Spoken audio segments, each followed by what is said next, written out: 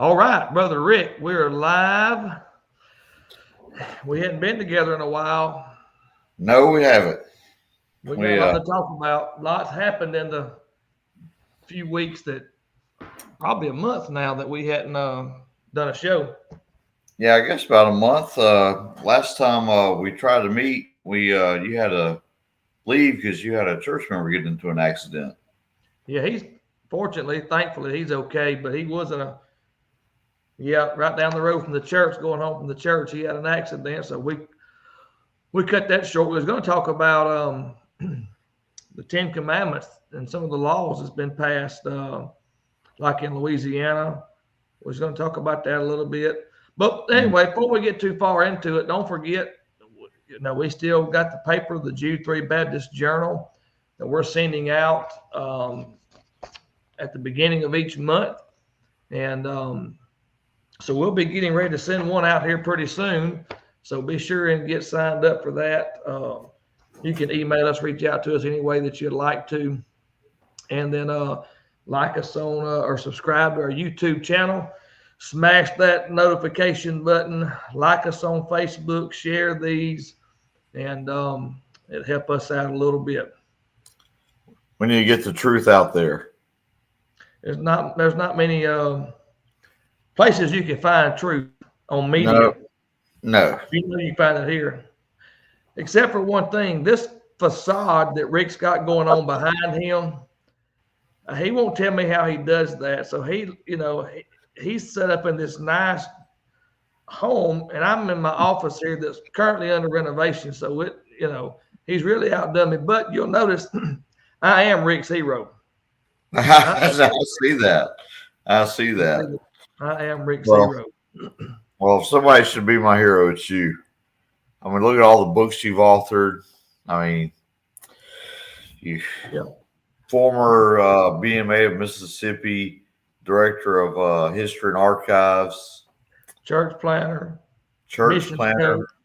missions coach, former chancellor of Antioch Baptist Academy, founder / administrator. There you go. Maybe that's what chancellor means. If it is, I'm good with that word. I don't know what it means. It just sounds good. I like it. Hey, I got some questions for you tonight, Brother Rick. All right. Here's my question. I want to get your thoughts on. All right. The question is, where are the preachers? Well, I know a lot of them are at that big independent Sword of the Lord conference going on right now. Yeah, that's where they're all congregated right now. Yeah. Or at this time of the night, maybe they're drinking coffee at somebody's house or at Krispy Kreme or who knows where tonight. At the Waffle House. I love the Waffle House. Oh, yeah. I love the Waffle House. You're talking about the Sword of the Lord conference. We're in revival this week. Okay. Brother Scotty Ray's preaching for us. And, of course, he's doing a tremendous job of preaching. We've had a good week. But I was just talking, here, I'm Missionary Baptist, and Brother Rick is, and you've got Independent Baptist and Southern Baptist and whatever, all kind of different, about like cereal, whatever kind of flavor you want to find. They're all out there. But I was picking at another preacher friend of mine one time that kind of is independent, and there's all different kinds of independent Baptists. This is not, but I was picking at him one time about how, they're more associational than we are, because if you look at them, they fellowship with the same churches. Yeah. They preach the same preachers, support the same missionaries, go to the same meetings. And so, they all at the sword of the Lord right now, except you, Rick. You ain't at the sword of the Lord. I'm not Independent Baptist. They would kick me out if I got there. Because you ain't got a white shirt on, or what? Probably so. I'm wearing a tie-dye shirt because I'm a hippie. Yeah. Yeah. This is actually our BMA of Mississippi Youth Department Teen Camp T-shirt that we got at camp a couple weeks ago. If it was a truly scriptural and spiritual camp, you'd have made them wear white shirts and ties all week long. And we're getting there. It's a work in progress.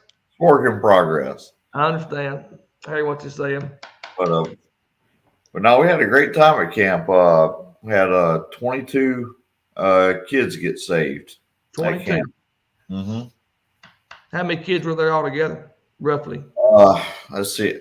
Total campers and kids, including adults, was 314, 315. So, yes, I want to say around 275, 280 kids were there. Did you get saved?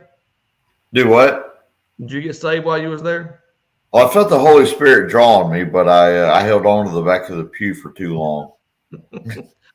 Well, if they'd have sung one more verse of Amazing Grace, we'd come down and got it right. Just one more verse is all I needed. No, that's joking aside. It's great if, with that many professions of faith during your camp. So that's good news. Yeah. Now, here's all joking aside. I've been thinking about this a while. I've asked questions along these lines. There probably is one of those things that there's not one answer. There's a number of things that might factor into it.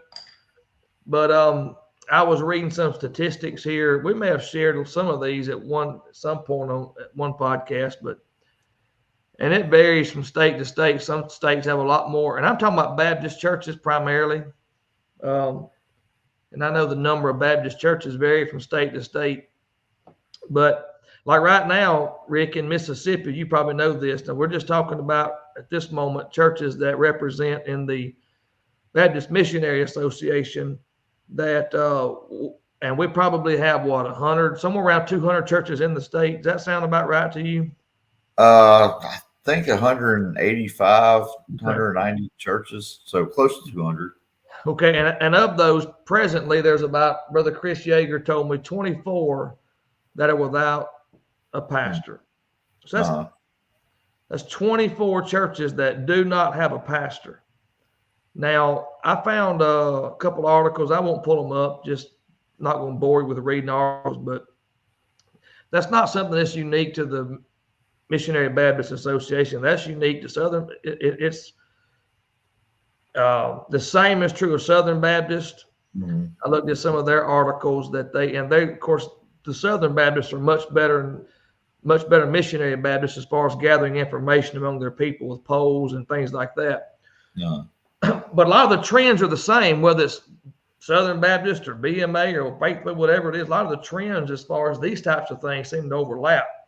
So whatever, you can get a good indication of what's going on looking at theirs. But even with them, there's a trend of churches that are without pastors. I think in Alabama, last year, that 17% of their churches in Alabama was without pastors.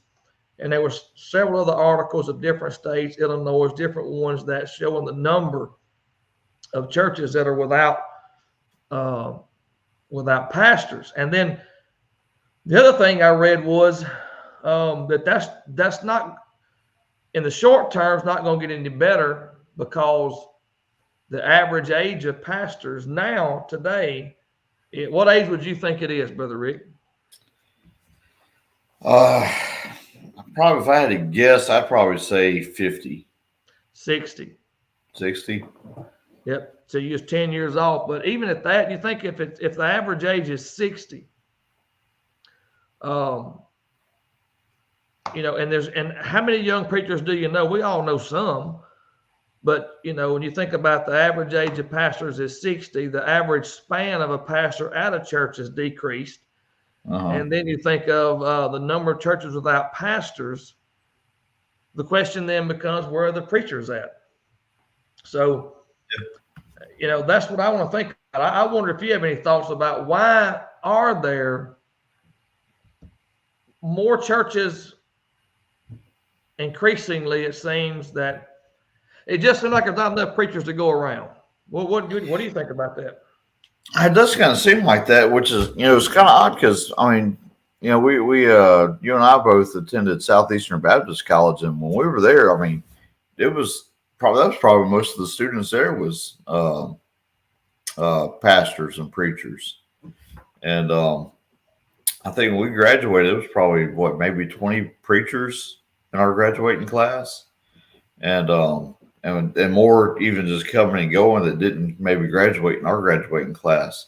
But it does seem like now though you don't hear about, and I'm not just talking about at Southeastern, but I mean at really any institute, you don't seem to hear about too many preachers being in college and or surrendering to preach. And yeah, you gotta wonder why is that, and it could be that maybe some people are more careful to preach, especially with this day and age about being sued by liberals and you're having to watch what you're saying, so people just don't want to get involved in that, and or maybe they're called, but they're not giving in because they've got a good cushy job that, this economy, you got to have money. They don't want to give up their job or be bivocational.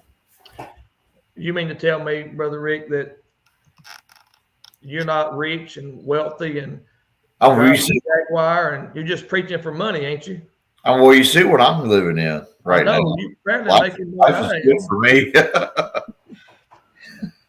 Rick, let me run some reasons by, and I want to get your reaction to them. All right. I just wrote some things down. Now, by the way, when we talk about where are the preachers, we're talking about qualified men. Right. Right. And we could get into a whole discussion about what's the number one qualification that's always in dispute, Brother Rick? Background.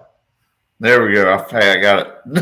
There we go. Now we're real. What'd you change on it? I went to where'd I go? To settings, and there was a space in settings for like a background, and somehow I got clicked on that house background that I had, so I just clicked it off.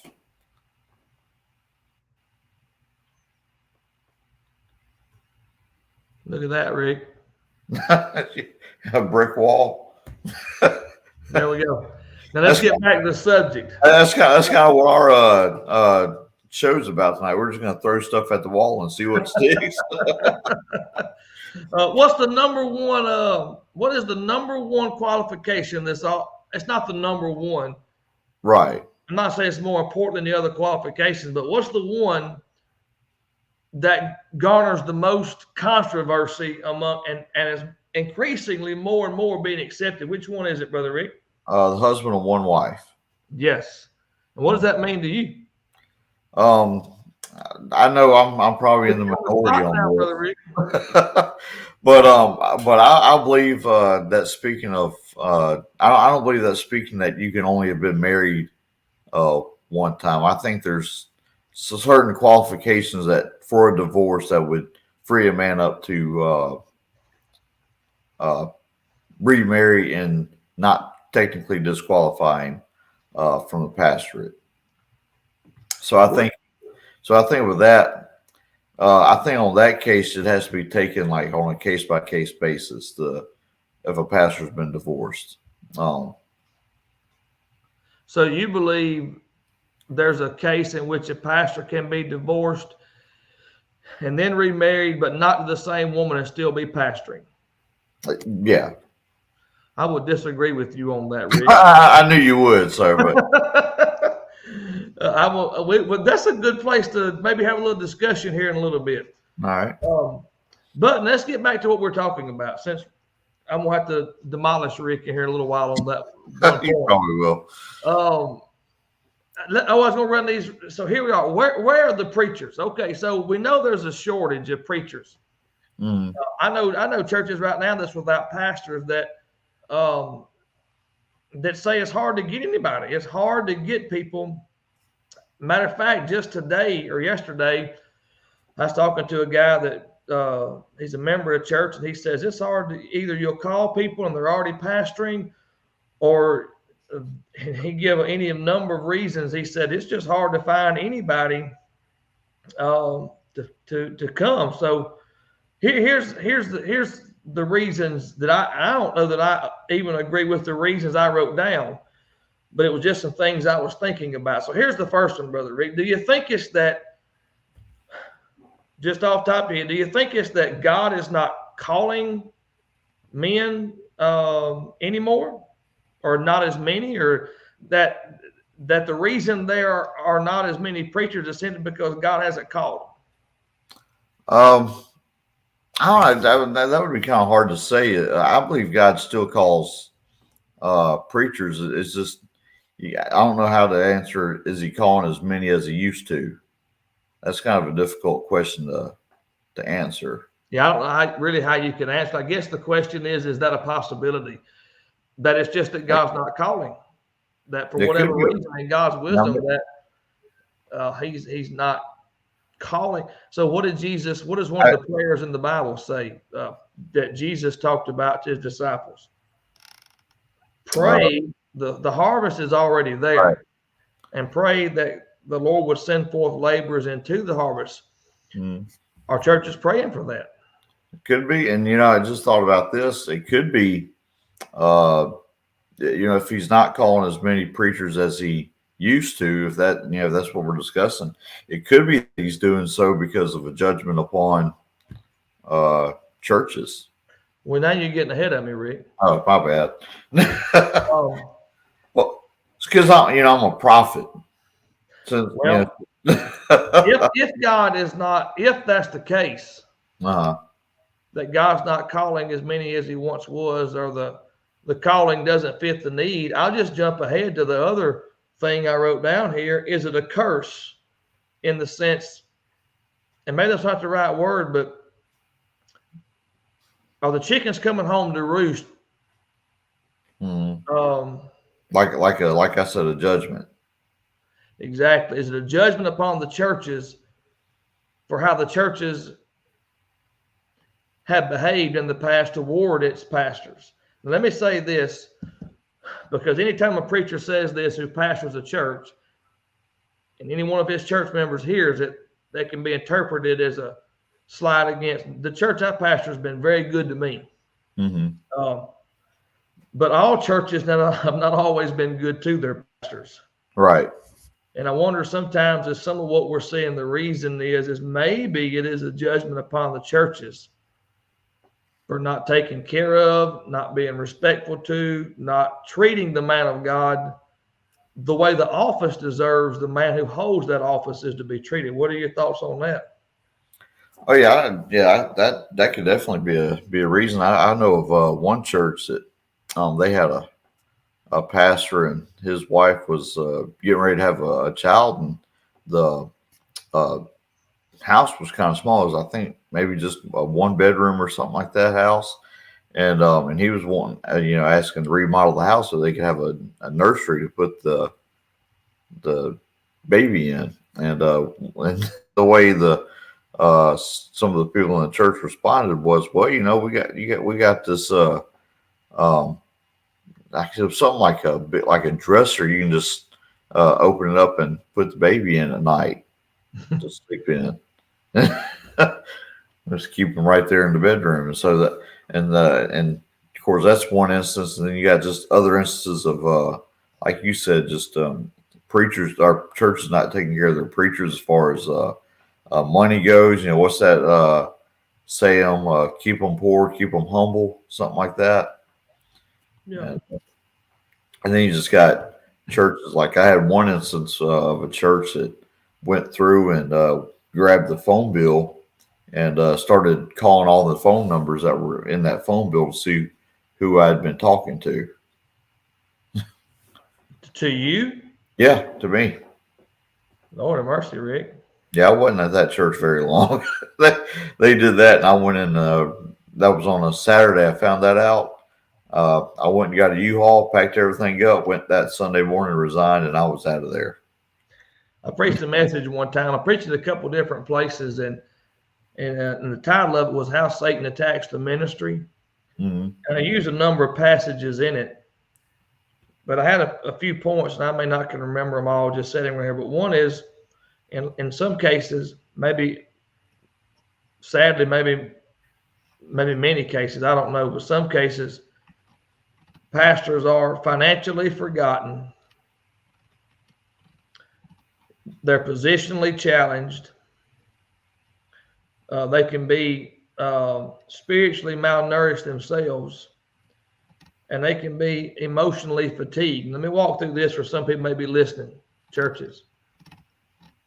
When you think about pastors, and again, I want to make it very clear that I have been blessed as far as both the churches I've pastored relative to some of the war stories I've heard other preachers go through.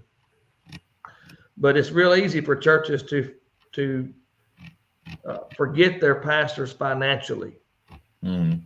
You know, out of sight, out of mind. A lot of people take for granted for things. I tell you, one of the things I've heard so often is things like, well, if I get out there and work, he needs to get out there and work too. No. And a lot of churches are the best they can do is bivocational. I understand that. But that mindset, and they forget that the Bible says if a man desire the office of a bishop, what does it say, Brother Rick? He desires what? A good work. Work. And they forget that the ministry is work. Mm-hmm. And then if a church grows and they'll, they forget that, well, the cost of living has went up in the past 4 years. Go figure. Look at this statistic, how much the price of living has went up pre-COVID to now. I challenge anybody to go look it up. And then if the church had the ability to, has there been any increase to match the cost of living? And then you got expectations on the pastor, whether to look a certain way, to dress a certain way, to do all these things. And sometimes what they're willing to do for him financially does not match their expectations of him in the work of the ministry. And so, anyway, they can be financially forgotten. Mm-hmm. The other thing is he can be positionally challenged. How many churches one of the points I've gotten here to ask the question. Let me back up and make another point. There was a preacher that was talked about here with me recently that said he felt like that this is an older preacher, that he'd get to a place that he could just retire. And I don't know. I know preachers do retire from the pastorate, and they may just still preach and do things like that. But sometimes a preacher's kind of like a colt that's tied where two ways meet. Jesus talked about that in the Bible. And when he's being tied where two ways meet, which means he can't fully go this way and he can't fully go this way because he's tied where two ways meet. And a pastor's tied between the secular and the spiritual. And sometimes he can't give himself completely to the spiritual because he has to involve himself in the secular. And he's not always what he needs to be in the secular realm. And I'm not using that in a bad way, because he's got obligation in the spiritual realm. Mm-hmm. And a lot of the things that people take for granted that they have, it never crosses their mind that their pastor may not be able to enjoy those same things, because he cannot commit himself in the secular world because he has spiritual obligations. Retirement, insurance, many of those things that people enjoy who are able to give themselves fully to a secular job and work their way up different things. Sometimes pastors can't enjoy those things. That makes sense what I'm saying? I think so. You're kind of like, you're talking about like if a pastor is bivocational, he has trying to balance his life with his secular life and his spiritual life. Is that what you're getting at? Exactly. What I'm saying is, though, I found with some preachers, this is the way it's been with me when I was, and I'm bivocational now, I work for myself, but a lot of the jobs that a lot of bivocational preachers have to be bivocational are not jobs that provide insurance or provide retirement and provide those types of things. In some cases, it is. Mm. But what I'm saying is, when I say sometimes pastors are financially forgotten, is because maybe it never enters into the minds of church members that there may be some things they could do for their pastor to help offset that in the future for what he cannot do for himself in the present by trying to give himself to spiritual things. I guess what the point I'm trying to make. Kind of like help them out with that retirement that you're talking about, or insurance. Yeah. How hard would it be for most churches right now to say we're going to start giving our pastor $25 a month, $50 a month, $100 a month in an account in his IRA? Little things that he's not going to see on his check that they're probably not going to miss on a monthly basis. Right. But help prepare for the future. They're just, when I say that in some cases, pastors are financially forgotten, is, this is what we're going to do for you. The rest is up to you,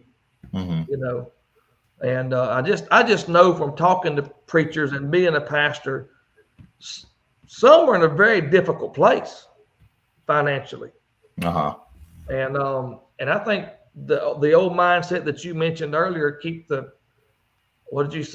preacher poor and keep him humble, is one that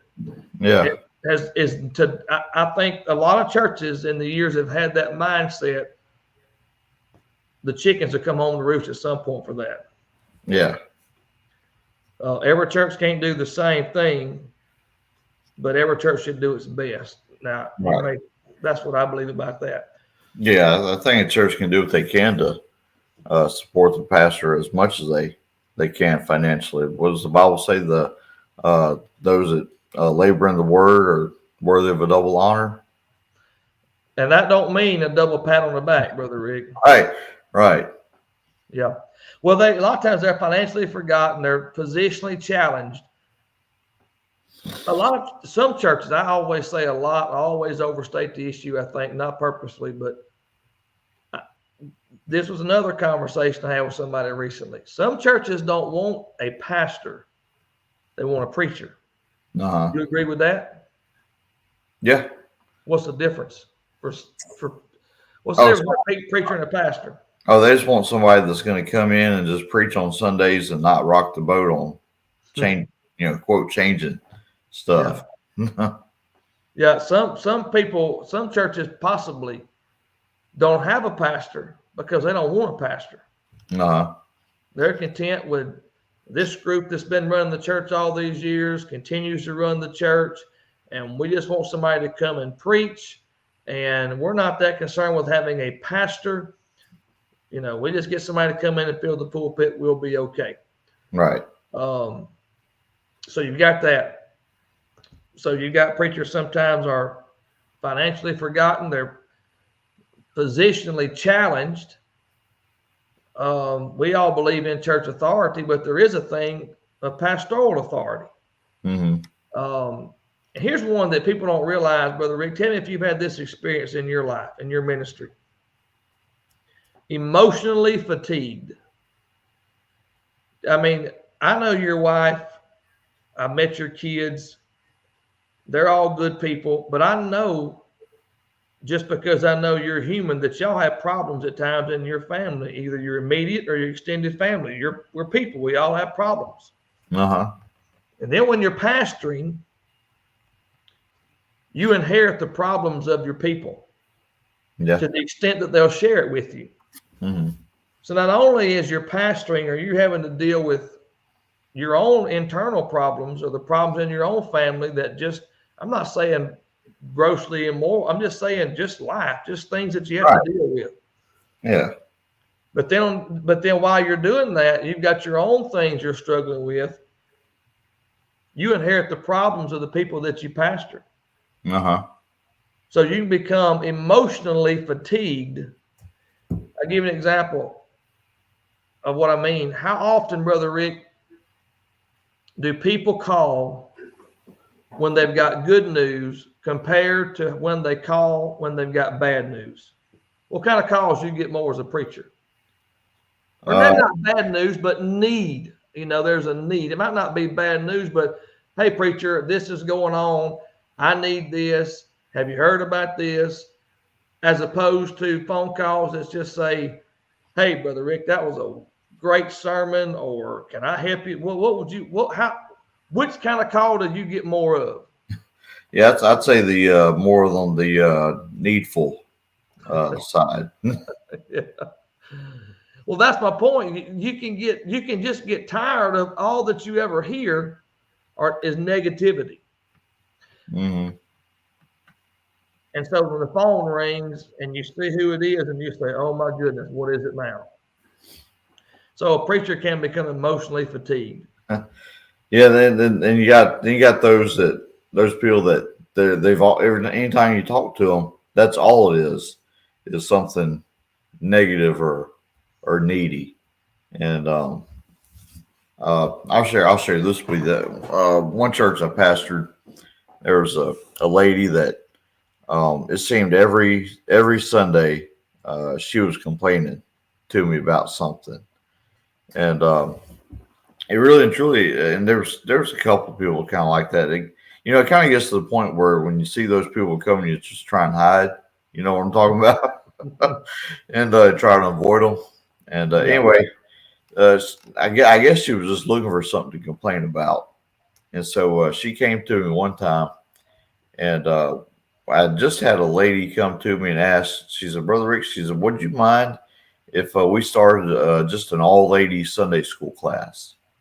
And she said, "I'd like to teach it." I said, "No," I said, "That's fine. You go right on ahead." Well, started some ladies from the other Sunday school class started coming, and some ladies that weren't even coming to Sunday school started coming.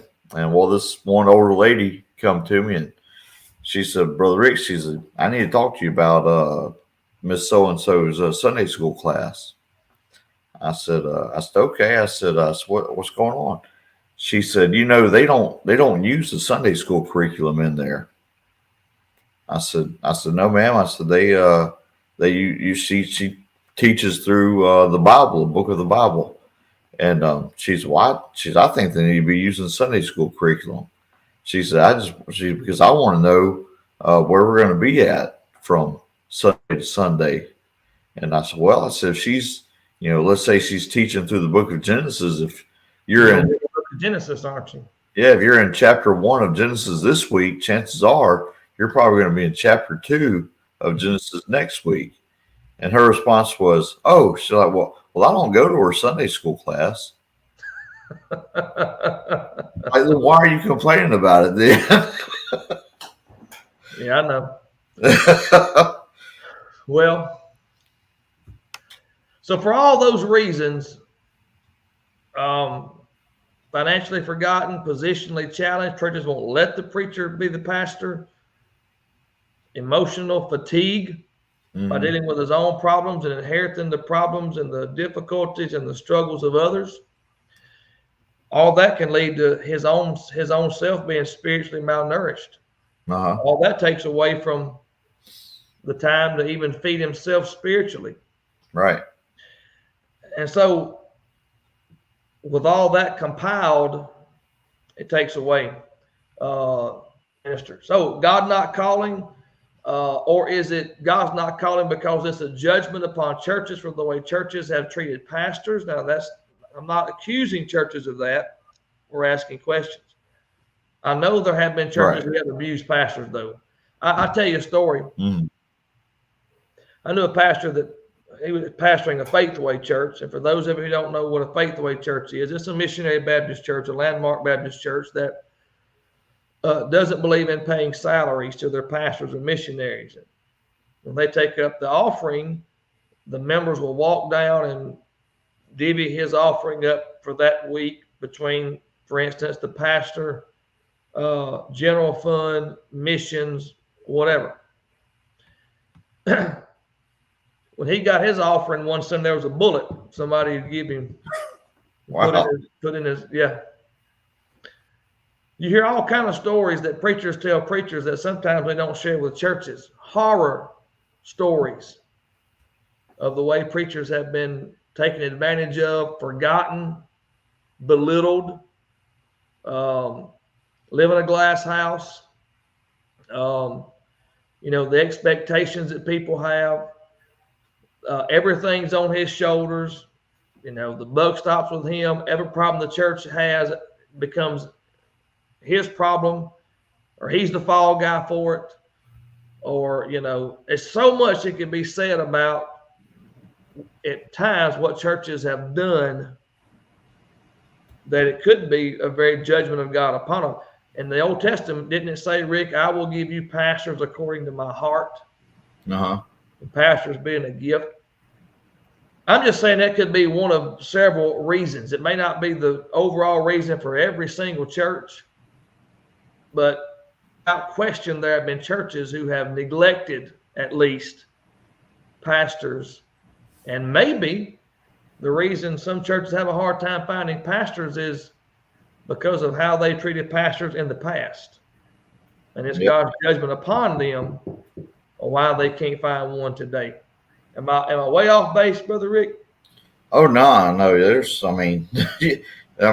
couldn't tell you how many churches I've heard of where if you were to go into that town and ask people about that church, they've got a bad reputation and not just run off church members, like you said, run off pastors.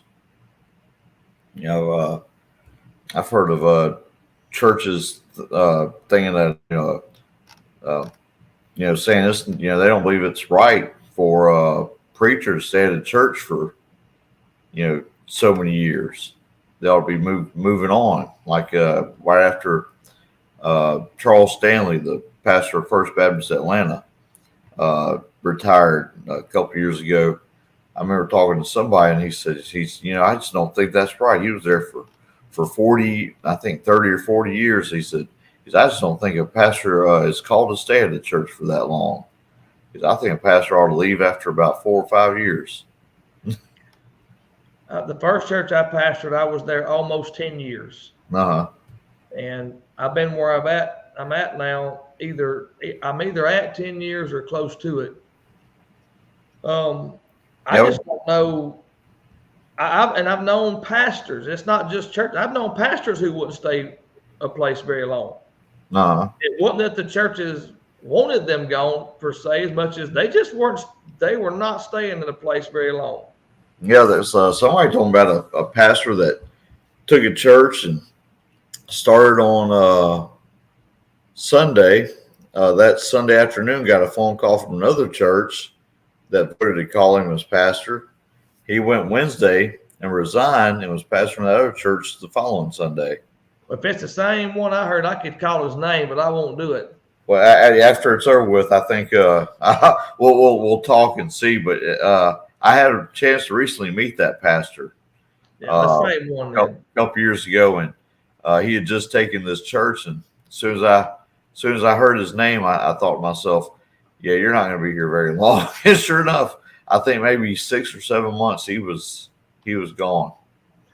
So it could be either the pastors are not staying long, or the churches run through pastors relatively quick.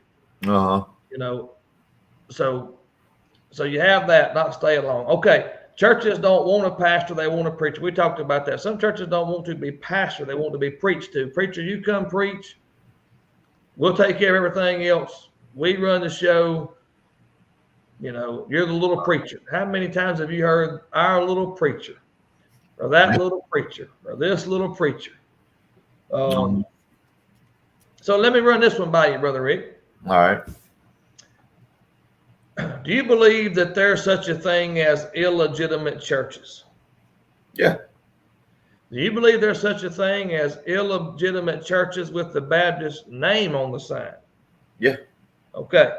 So here's my question. This is just with regard to Baptistic or Baptist. Do you think it's possible that the number of illegitimate churches outnumber legitimate pastors? And when we think about how many churches are without pastors, maybe we're including in that number churches that are not legitimate to begin with. And it's not the calling of God is not matching the need of true churches, but that there's a lot of churches that are illegitimate that God's not sending preachers to. Now they'll find somebody. Uh-huh. So does my question make sense? Yeah, I think I understand what you're saying. Is, in other words, if what you're saying is this, are there unscriptural churches that are hogging the scriptural pastors? Could be. Well, even that, I mean, you think of all the number of churches. Uh-huh. Just take the state of Mississippi. All right.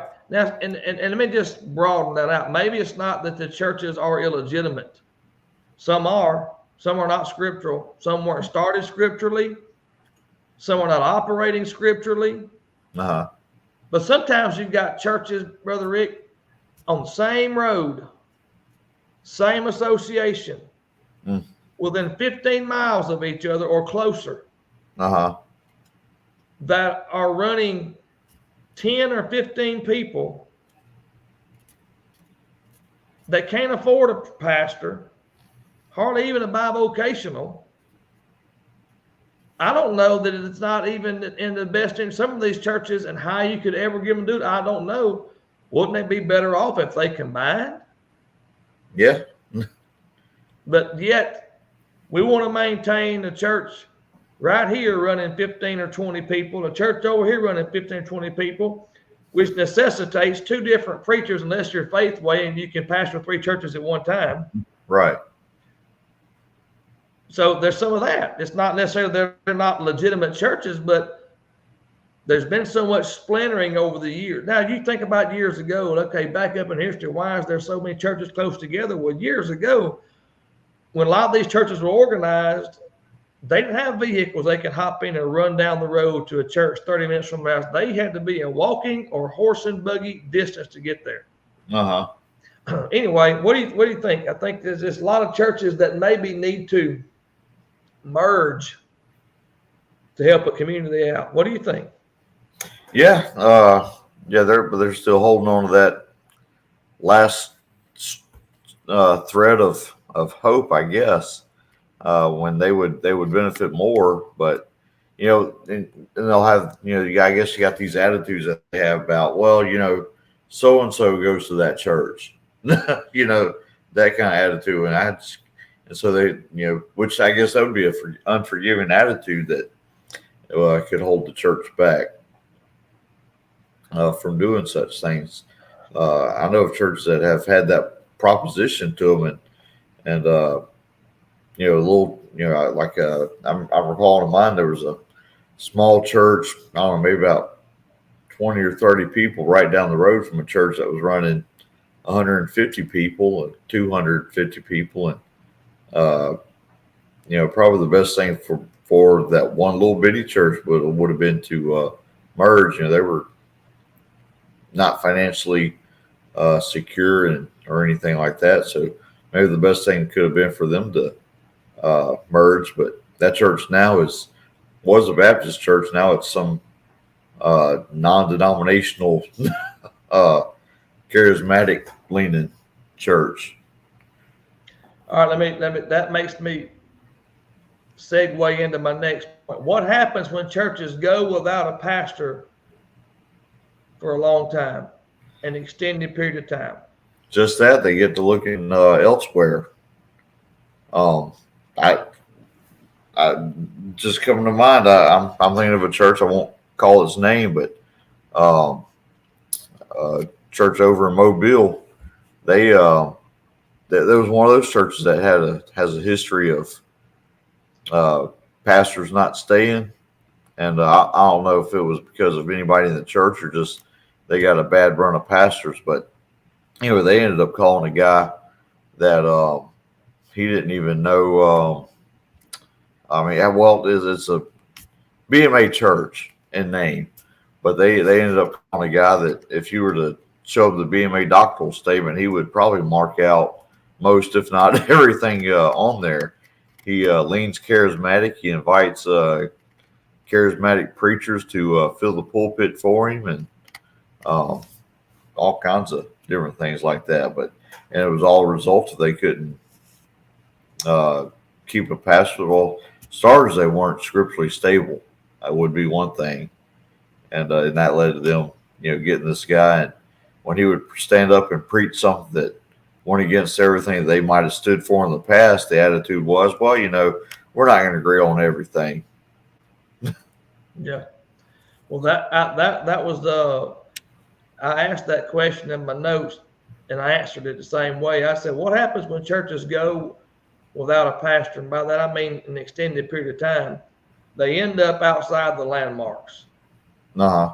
And by that, I mean Baptist norms. Right. Okay. And you settle, and you end up with a pastor. Maybe he's morally maybe his character, his morality is not what we're talking about. We're just meaning doctrinally he's not where the church was, and then that takes the church adrift. Uh-huh. Even if it's 1 or 2 degrees over a long period of time, how you get further and you get further and you get further and you get further away. Right. Take the name Baptist off the sign. Now we're community church. Take the name Baptist off. Now we're non-denominational because we want to, and get more people, and you get all this kind of stuff. Anyway, I'm with you on that. Mm. That's the direction that's going to go. What did Brother Derek Dean say? Let's read this comment right here. No. I asked a charismatic to pray for my hearing. He held his hands over my ears and babbled for 10 minutes. He asked me, how's my hearing now? I said, it's at the courthouse. Get out of here, dude. It's pretty good. Yeah, you're right. Reform hate that Baptist name. They'll take it off pretty quick. That's why I'm not Reformed. I'm missionary Baptist from the top of my head to the bottom of my feet. Ain't that right, Brother Rick? That's right. Now, here's the thing, Brother Rick. I want to. I also found this article. So there's more churches folding every year than there are new churches being organized. Now that's not just Baptist, that's across the board. Evangelical, Protestant, whatever. I think the last number I saw was from either 2022 or 23. Like 4,500 churches, don't hold me to these numbers. 4,500 churches closed.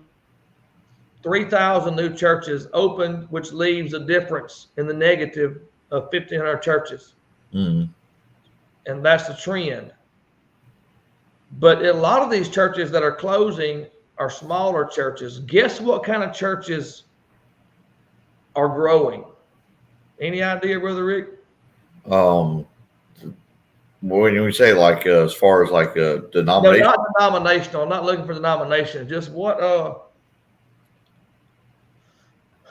think about it. What kind of churches are on the rise right now? The liberal churches. What kind of churches tend to more often not to be liberal? Methodist. Bingo, but not the right answer. Mega churches. Mega, okay. So I read this article that was showing that mega churches are absorbing the smaller rural churches. Yeah. That people are leaving the small rural type church and they're going into these mega churches that offer so much more to people. I don't think they're offering much in the way of sound biblical teaching and doctrine. Uh-huh.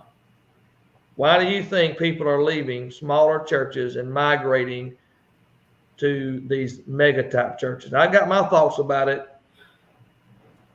but what reasons would you have? I would say in a lot of instances, maybe more programs, entertainment stuff to keep them busy, I guess. Yeah. We had that Andy Stanley. We didn't have him on here, but I think we talked about Andy Stanley a little while back, and I remember there was a comment he made one time, and I'll have to, if I can find it on YouTube, I'll send it to you. But he made a comment one time in one of his sermons that And at this time, he had some people getting upset with him leaving his church. And so this is the comment that he made during the sermon was, if you're taking your kids to a small church, you don't love your kids. He said kids need a bigger church so they can have more interaction with youth and, youth oriented Bible studies and activities and things of that nature. I think there's it's kind of like with the question, where are the preachers? There's a number of answers that would be right. From maybe, is God not calling as many? If he's not, is it a judgment upon the churches? Is God calling and men not answering? And that's got to be a thing. Let me segue. Let me go back a minute. All right. God is calling preachers and they're not men to be pastors and they're not answering it. Why are they not answering it? How many people do you think, Brother Rick, do you think this is possible? That there have been some people that have been called to pastor, but they didn't want no part of it because they were raised in families that roasted preachers. And they're like, maybe they missed the call. Maybe it wasn't what they just said. I don't want anything to do with that. I don't know. Yeah, that's a good point. They lived in church, or they lived in families where they leave church every Sunday, and first thing they hear about when they get in the car is how their mom and dad bad mouthing the preacher, and then is that what you're talking about? Then they feel that call, then they feel that call, and they're like, well, I don't want any of that. So they go as far away from that as possible. Another thing could also be is that it's somebody that grew up in a pastor's house, and they see the burden that it that it put on their father, or that maybe not a burden, but maybe just the impact, and saw how negatively their pastor father was treated, and they said, you know what, I don't want any of that. I'm gonna make a confession right here. Some people maybe hear this and I hope don't take it the wrong way, because like I said previous, the Lord's blessed me. I pastored 2 churches that have done well looking after me and my family. But I had one of my boys tell me one time, and I forget the context of what we were discussing, but they said, now they were young and immature spiritually in any number of ways, and they made this statement. So people don't hate on them for saying this, but we were discussing some things, going through some things, and he made the statement, well, I hope God don't call me to preach. That's what you're talking about. Yeah.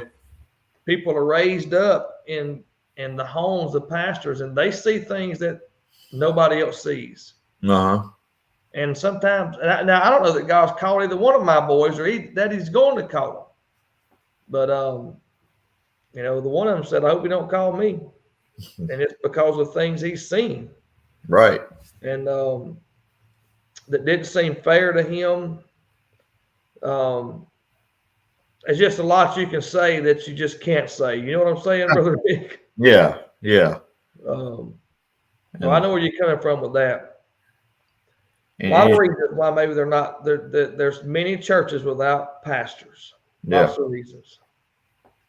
But going back to the other point now, I think some of the reasons that people would leave a small church and go to what I call a mega church. Now, according to the numbers, a mega church is 2,000 plus. But a mega church to me is like maybe 300 or more. But let's just stick with that concept, 2,000 plus. I think it's mega before it gets there. Yeah. There's no accountability. There can't be hardly any accountability unless you're actually staffed. They probably hold their staff to some accountability, but the average lay member he can hide in the shadows. He can be there and nobody know. He cannot be there and no one know. I think it's in a local New Testament church, a small church setting, you have the ability, whether the church does it or not, to hold its members accountable. Now, they don't always do it, but Right. the ability is to do it. Yeah. In a larger church like that, you can be uncommitted.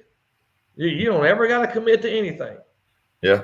Show up if you want to, be gone if you want to. You got a church of 2,000 plus people, some bigger than that. If you're not there that Sunday, probably nobody's going to know that you're not there. Uh-huh. Or be sending you a text message saying, "Hey, we missed you in church." Maybe some of your family, if they all kind of go to the same place.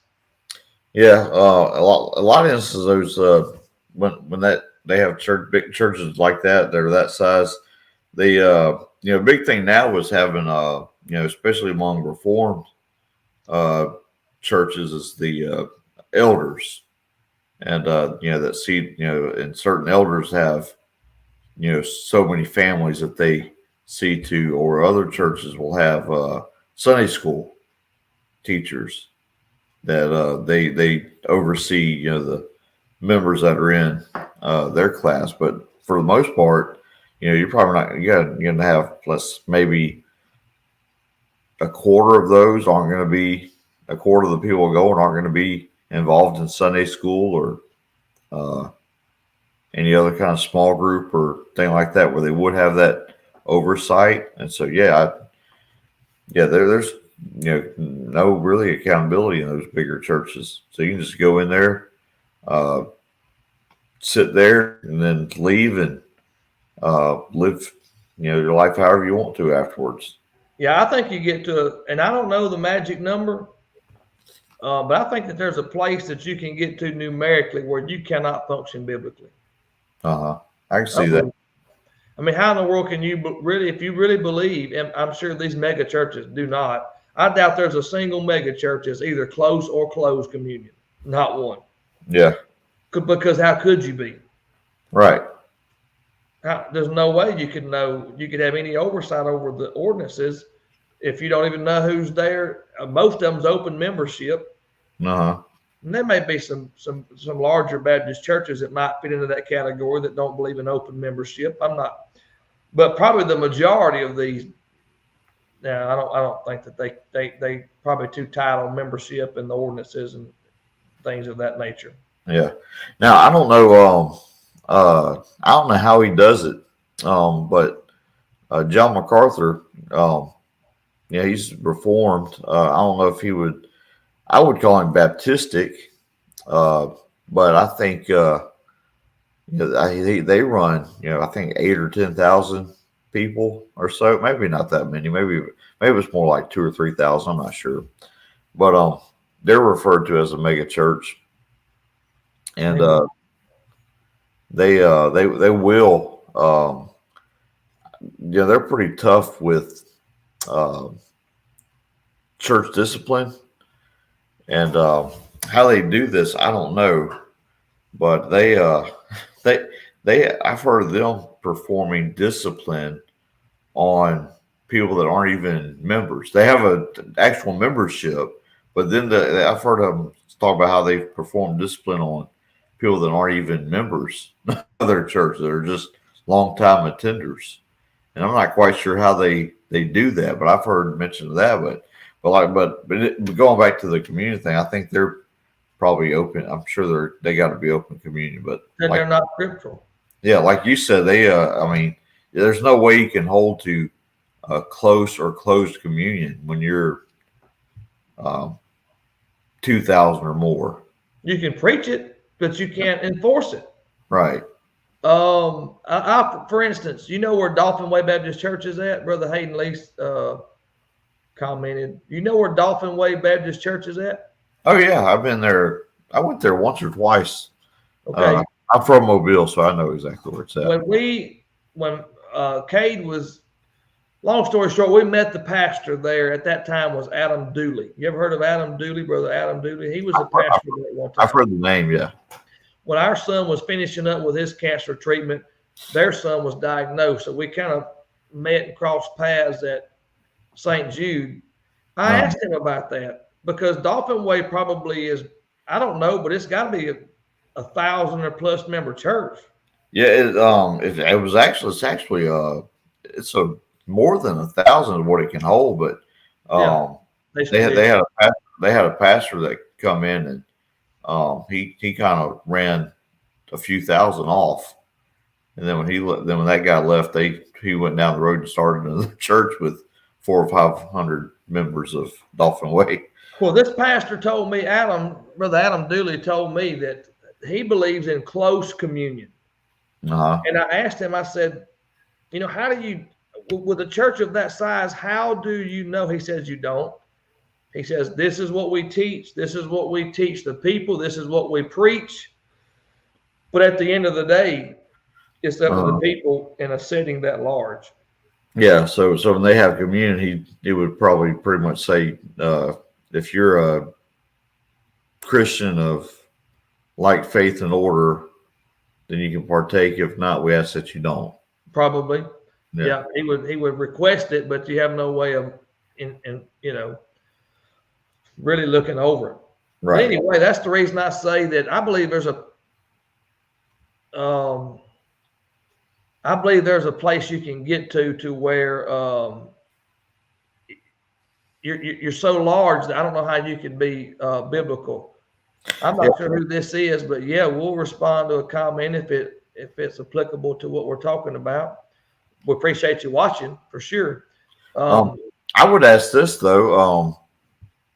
We're talking about churches of 2,000 or more and how you enforce the communion. How would we go about it? If that was the case, how would we go about the church of Jerusalem? What was it? They had 3,000 souls added to the church. How would they have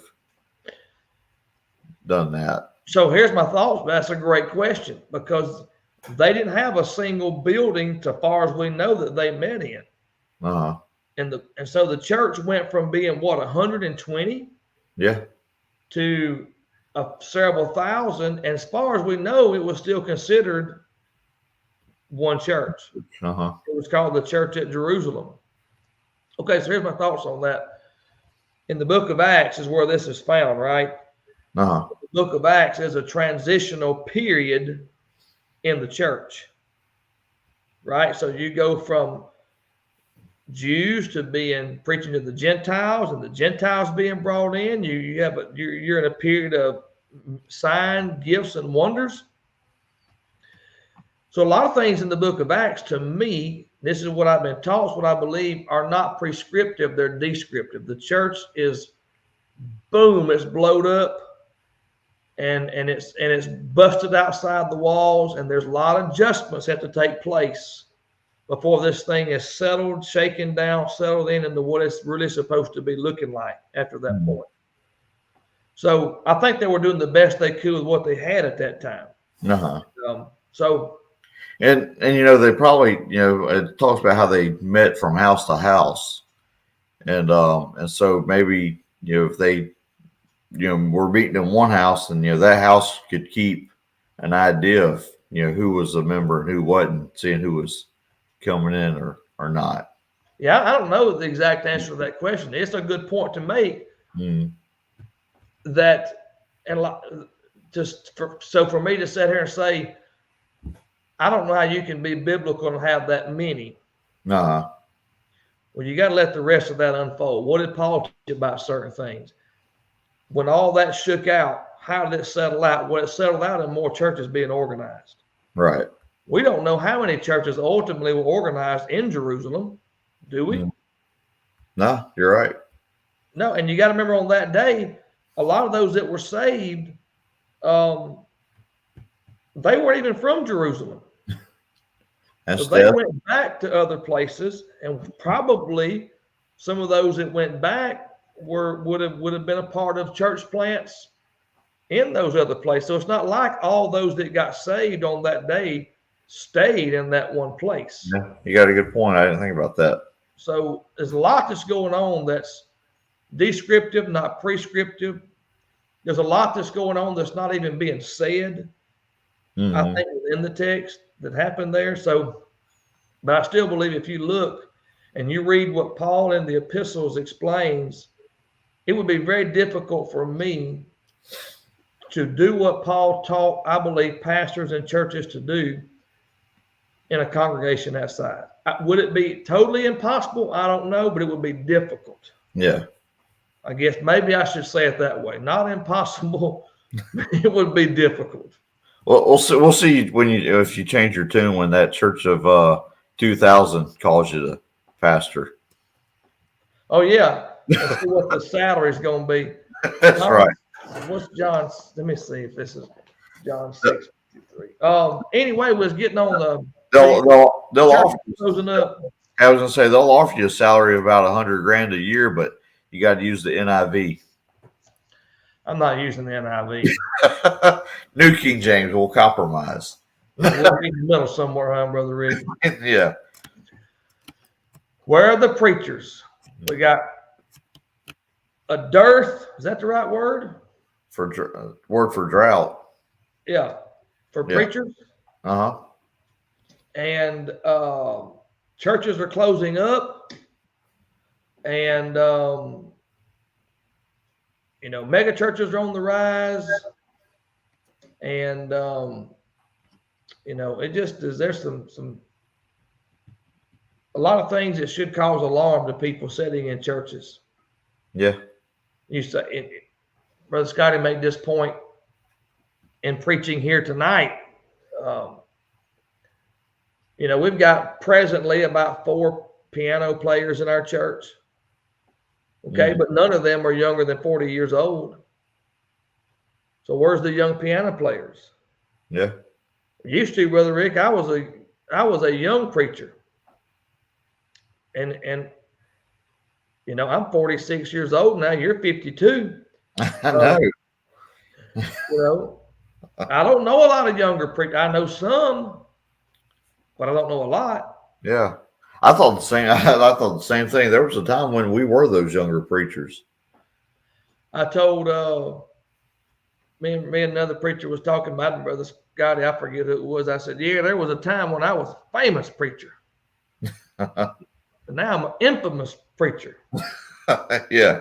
Okay, we talked about the Lord's Supper. This person, whoever it is, what's y'all's opinion of John 6:53? And that's where Jesus said, verily, verily, I say unto you, except ye eat the flesh of the Son of Man and drink his blood, ye have no life in him.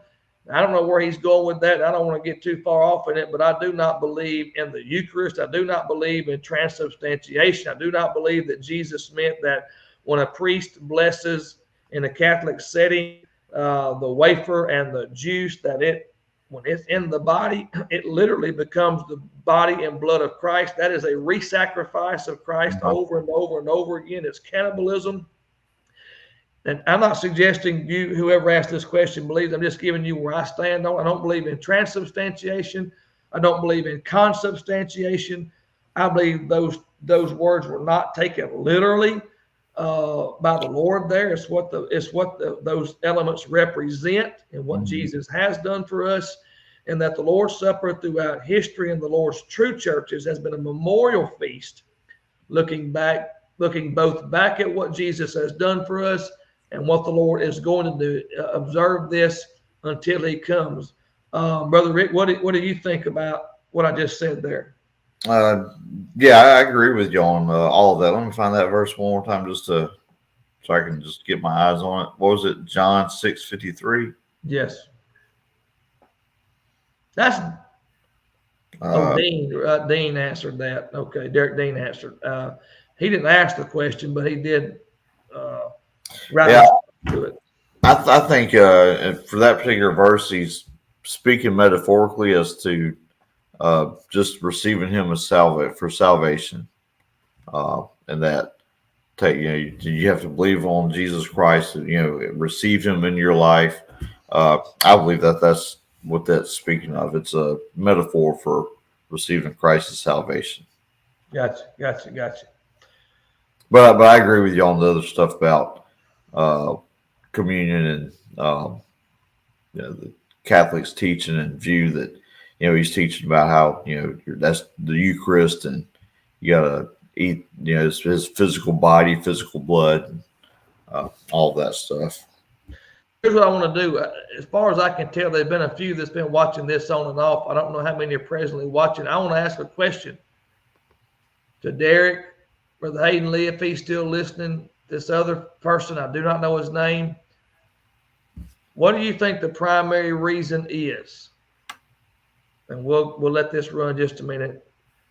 What do you think the primary reason is that there appears, unless they're just a bunch of preachers that just aren't willing to go pastor, just sitting at home? What do you think is the primary reason that there are so many churches without pastors? Do you think it's God's not calling them because it's a judgment upon the church? God's calling, they're not answering, or some other reason? I'd like to hear what somebody has to say about that.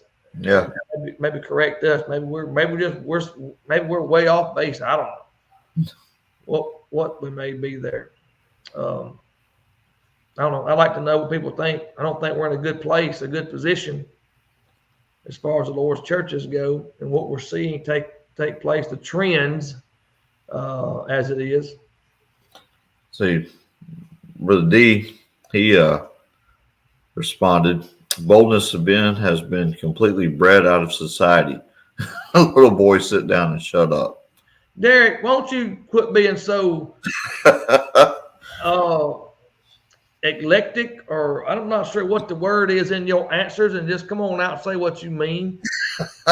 He speaks mysteries. It's like a poem you got to decipher when he gets through some parables. Parable. Don't give me no parable, Derek Dean. Give me the answer to the question. Why are there more churches without pastors? Where are the preachers? The old time helper, not the skinny jean wearing, standing behind a little bitty clear glass, like Brother Scotty preach a pulpit, and we're talking about white shirt wearing, hellfire preaching, bearded preachers. That's the now a lot of that's a joke, but really, where are the preachers at? That's the question I have. And do people even care? Yeah. Maybe it's not even a concern. That's another good point. When you say do people even care, you mean those that are being called? Do they even care to follow churches? Is this not even alarming to people sitting in churches? You say, well, I got a preacher right now. He may die tomorrow. Yeah. Where are you going to get a preacher from? The Lord may move him somewhere. And you may be one of them 24 churches is looking for a preacher. Yeah. And that's my question. Where are the preachers at? And I wonder how many churches are actively praying the Lord of the harvest that he would send forth laborers into the harvest. That's another question. I don't know. I know we was going to ask a bunch of questions tonight that we weren't going to completely and fully get answered. I realize that. But I've experienced things in my life, Rick, that makes me wonder. If you had to pin me down, and we're fixing to have to go, we've been an hour and 13 minutes at this. If you had to pin me down about what I think the number one reason is, and I'm being honest. And I'm not saying this is true of every church that's looking for a pastor. I'm not suggesting that.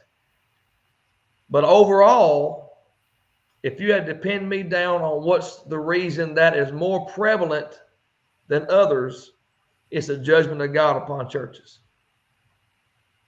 It's not just a judgment of God, because if you go back and look at that verse, what verse is it, Brother Rick? Derek put it up here earlier. Somebody did put it up here earlier. Maybe it was Hayden. Let me go back and look. For the time will come when they will not endure sound doctrine. Finish that verse out. Where's that? 1 Timothy. What shall heap to themselves teachers having itching ears? Okay. Part of the judgment is not only are they going to ask for these, but they're going to find these. So the judgment is that not only so the churches get what they ask for. Yeah.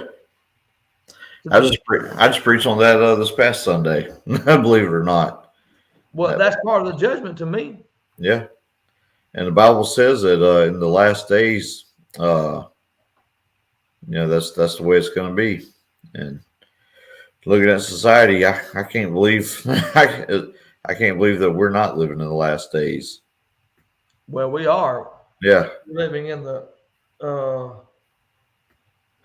last days. Here's a brother that put a comment. I'm trying to follow some of these. The turn to accepting wickedness in our society makes it harder for children to find the Lord. Sure, it does. And not only that, when churches are not functional with defunct pastors or defunct churches that's not doing what they're supposed to be doing, it's even more obscure because the Bible says the church is the pillar and ground of truth. Right. Local New Testament churches. And an intricate part of a healthy church is the officers or the offices being filled by qualified men, not women, but men. Right. So there's issues. Anyway, you got any final thoughts, Brother Rick? I got one more story I'll tell. And no, but this is a good topic. I hadn't even thought about this until you asked me the other night about it. But yeah, it's interesting. It would be interesting to know, what's going on. What are the preachers? The real ones. Genuine. Right. Bona fide. I had a guy tell me one time, and I will say this. This is not indicative of the church where I presently pastor, and that's the truth. The story I'm about to tell of what makes me think some of the experiences I've had of why, in some cases, it's the chickens coming home to roost. And I had a person tell me one time, laughing, because they knew how much I made or was supported financially as a pastor at that time. Uh-huh. And this guy laughs and says, and bragged in the Lord's house about how he made 3 times more than that. Huh. Can you imagine that? Yeah. And a lot of people have that mindset. They think it's funny. Mm-hmm. They think it's a joke. And I just worry sometimes that people don't realize what they're doing. You say, well, I'm old and I've lived my life. What about your children, your grandchildren? They're going to need a preacher. Uh-huh. They're going to need a pastor. They're going to need somebody to preach the word as ordained by God, to carry out the ordinances. They're going to need that. And people ought to be alarmed sitting in scriptural New Testament churches, or at least those that claim to be scriptural. Uh-huh. Ought to be alarmed that the average age of pastors as they're going up, and couple that with churches closing their doors, couple that with the number of churches without pastors, couple that with churches getting absorbed into these mega churches that are liberal. Mm-hmm. It's a lot of alarming stuff. I don't know. We've talked about a lot. And Derek Deans has answered all of our questions majestically with his great employment of the English language. He's such a wordsmith. Well, Brother Rick, we've been absent from here for a while. I know we have. Y'all share this. If you watch this after the fact and you've got an answer to any of these questions, put it.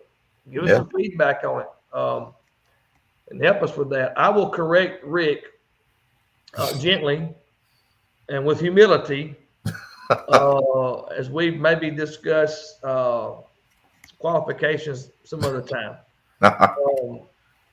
But yep, sign up, get the newsletter, and I don't know. You got anything else, Rick, before we get off here tonight? Not tonight. I don't have anything else for us. It's been great to have another show. We've let's see, for the past month we've been blowing and going. We've had uh, kids camp, teen camp, vacation Bible school.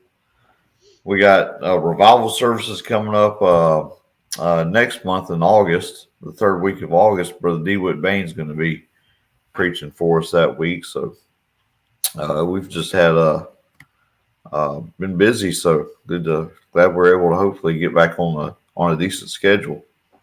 Yeah, we've been busy. We've been all the things you've talked about. We're in revival this week. We were in Wyoming, previous week, and then one week we tried to have the show, and I got, an emergency right in the Right in the middle of it. Discuss. Here we go. How about this? That's a great discussion right there. We might take you up on that. Hit a few of these comments. I've seen a lot of liberalism and Protestantism. You're always going to see it there. Yep. They were not birthed or born in the ministry of Christ. They come out of Catholicism, and what come out of Catholicism is going to go back into Catholicism. That's right. So yeah, I know where Brother Derek's coming from on that infant damnation. That's been kind of a hot topic among Calvinists online. So, because you got some Calvinists that say that if an infant dies if a child dies in infancy, that's a sign of a special election, and so all babies go to heaven, which I believe all babies go to heaven when they die. Not that I'm a Calvinist, but just that. But then you got this other stream of Calvinists that say, "Oh no, only elect infants go to heaven." And I've heard a little bit of both of them. It would be something good to dive off into. I'd love to find something. Well, no, that's the wrong thing to say. I don't want to say I'd love to find anybody that believed infants go to hell, but if there's such a person exists, it'd be an interesting topic. Talk to them. We need to get two people on to debate something, and I don't know, maybe sign gifts or something like that, or universal church versus local church.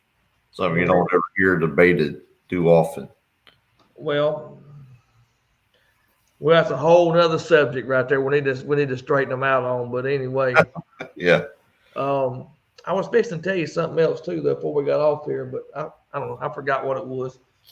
But we'll try. Hopefully, we're gonna get back on a little bit better. Oh, I know. I was gonna ask you.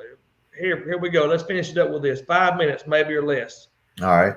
So we have seen since we've been on here the attempted assassination of Trump. Yeah. The resignation from the race of Joe Biden. Camel lady, cackle woman is now the Democratic nominee. Do you think? What do you think is going to happen? Do you think that Kamala is going to ultimately be the nominee at the Democratic convention? Do you think that somebody else is going to take her place? That Donald has a shot? What's going on in your mind? Well, I think the Democrats once again have disrupted the entire democratic process in the United States, where they have thwarted the will of the people that wanted Joe Biden to be the Democratic nominee, and but then after that that horrible yet comical debate that he had with President Trump, they have done everything they could to get him out, and then they finally did. And now they've with Kamala Harris, she still has not got the nomination yet. That won't come until the Democratic convention, but they're trying to hold what they're calling a virtual convention, where they're going to lock her in as a nominee before they get to the actual convention in August. And so they're trying to leave little space for somebody else to be nominated at the Democratic convention. Yeah, it's amazing to me. Everything the Democrats accuse the Republicans of doing, that's what they're doing. That's what they're doing. Yeah. You know, like this attack on democracy. Okay, they had a democratic process. Uh-huh. And Joe Biden was the man. Yeah. Right? Well, who pushed Joe Biden out? Congressmen, senators, the big donors. Media. They overrode the democratic process of the people to have Joe Biden. So that's anti. And then, by the way, the last little speech that Joe Biden made, did you hear it when he addressed the nation? I didn't get to hear talking about last night. Yeah, he's still making gaffes because he referred to the United States as a republic instead of a democracy, and he would never do that in his sane mind. Oh, no. I mean, well, then that's the actual first time he's got it right. I know. That's what I'm saying. He would never do that if he was himself. Yeah. But I was just certain that he was going to announce his resignation from the presidency altogether last night. I was just certain he was going to do that. Hoping or just certain? Huh? Hoping or certain? I was certain. I don't know if I'd say hoping, because if he was to do that, that would put Kamala as the president, and she would have that advantage going in to the elections in November. But that's kind of what I was figuring, was he was going to go that route, but he didn't, and so he's not competent to serve another term, but he's competent enough to finish out this term. So it's a crazy situation. Hold on, this is going to be a chaotic year. You just wait till things get closer and closer to the election. It's going to get more chaotic and more chaotic and more chaotic. I've already said that this is the craziest election cycle that I've ever seen. Yeah. So it's something else. Hold on to your pants. That's right. Real. I'm gonna play us out of here and meet you on the other side of this quick video, Rick. All right.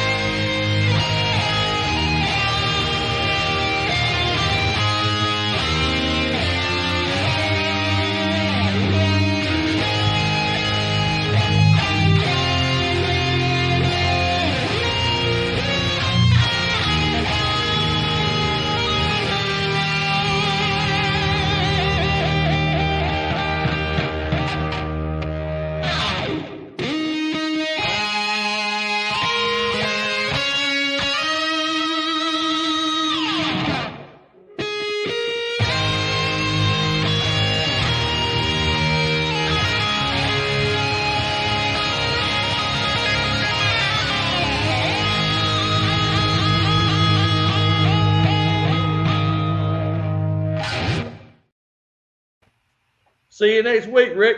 See you then.